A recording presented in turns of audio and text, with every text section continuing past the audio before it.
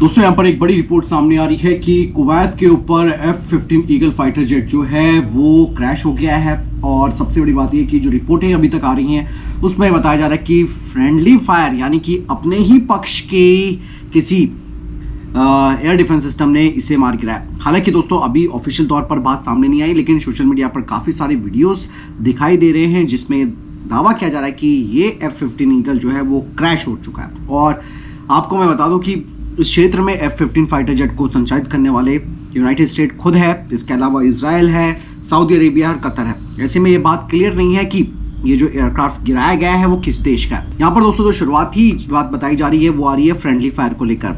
और अगर ये रियल में यानी कि वास्तविकता में फ्रेंडली फायर है तो दोस्तों इसका मतलब आप समझिए कि किसी एयर डिफेंस सिस्टम या फिर सहयोगी एयरक्राफ्ट ने गलती से अपने ही गठबंधन के जेट को टारगेट कर दिया। हालांकि यहाँ पर दोस्तों ये भी कहा जा रहा है कि एक तो टेंशन काफी ज्यादा बनी हुई है, मल्टी नेशनल ऑपरेशंस यहाँ पर हो रहे हैं और रियल टाइम का एयर कॉम्बैट के दौरान IFF जिसे कि हम आइडेंटिफिकेशन फ्रेंड एंड फो कहते हैं, इस सिस्टम में गड़बड़ी या फिर कम्युनिकेशन जैसी ऐसी घटनाओं की वजह से भी ये क्रैश हो सकता है।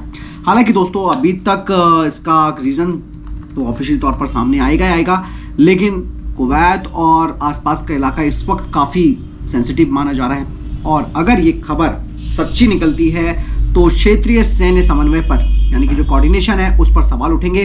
एयर डिफेंस नेटवर्क की विश्वसनीयता की अब जांच की जाएगी और मल्टीनेशन ऑपरेशंस में कमांड एंड कंट्रोल स्ट्रक्चर पर भी समीक्षा की जा सकती है। फिलहाल अभी कुछ कहना जल्दबाजी होगी, लेकिन एयर डिफेंस नेटवर्क की विश्वसनीयता यहाँ पर जरूर घेरे में आ सकती है।